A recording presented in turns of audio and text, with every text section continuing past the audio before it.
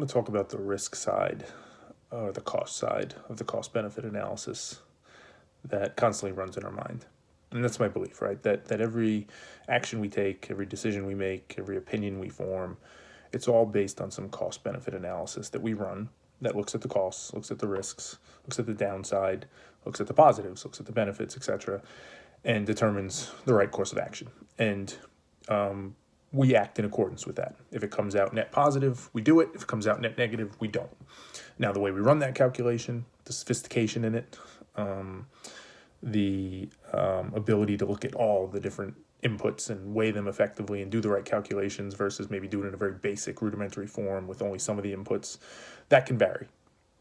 Our awareness of it, right, whether it happens subconsciously or consciously, that can all vary. There's lots of different ways we can run that calculation, and there's good ways and there's bad ways, etc. But we act in accordance with it, and it's always being run. So you think of that as kind of a guiding principle, and you say, okay, well, at least in terms of a guiding principle, that's okay because it's mathematical, which is logical, and you can improve, right? You can get better at the math. You can get more sophisticated. You can get better at running that math. And that should kind of set you along the right path, and then you make better decisions, you take better actions, and things should be net positive. But there's a hiccup in that, I think. I think there's a hiccup in that. There's something I've been thinking about that seems to trip that up, and I need to spend more time on it for sure to see if it's real or if it's just something my mind's kind of creating. But there seems to be certain types of costs that aren't weighted accurately, or at least don't seem to follow the laws of math, if you would, mental math, for how we weight them.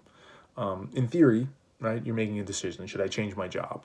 And you think about the costs of changing the job. Maybe it's a risk. Maybe the pay is slightly less, but there's more upside. Maybe it's not as, you can't work from home. You have to travel into work, right? Whatever it is, there's cost to it. There's benefits.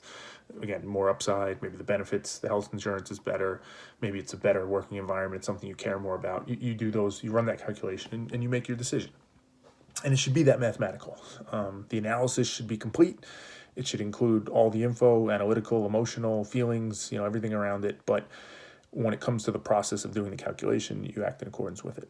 But at least for me, and this is a good example, the career professional one, there seem to be some risks or some costs that in and of themselves, almost by definition, are things that we avoid. They are I don't know if you'd call them plugs or you'd call them, it just by their very nature, at a gross level, if that cost comes into play, it's a no. It's a hard no, right? It stops it in its tracks. Doesn't matter how big the benefit is.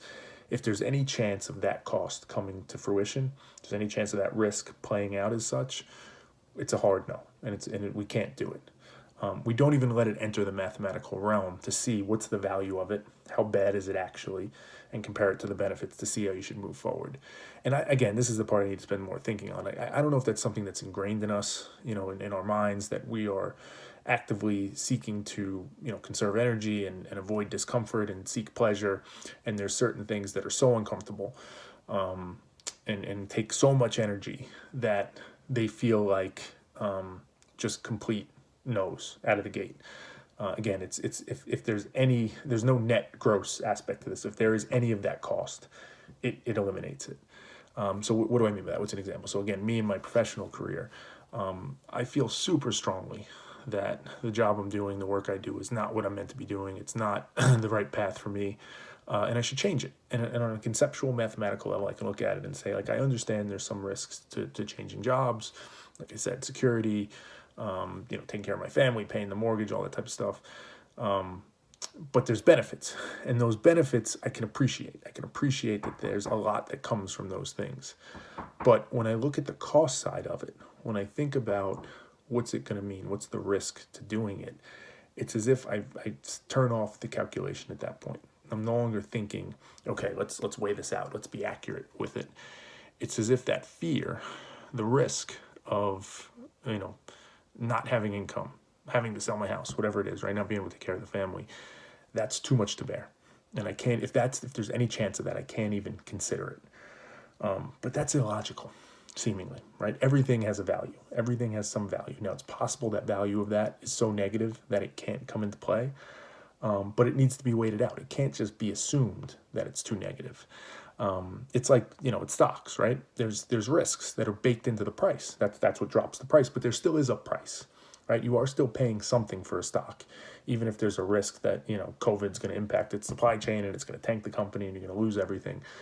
Sure, then the stock price will be reduced to reflect that, but you will still be paying something, and there's still a chance that you don't get the benefit. The calculations may work out perfectly and tell you, yep, you're going to get, you should make money on this deal.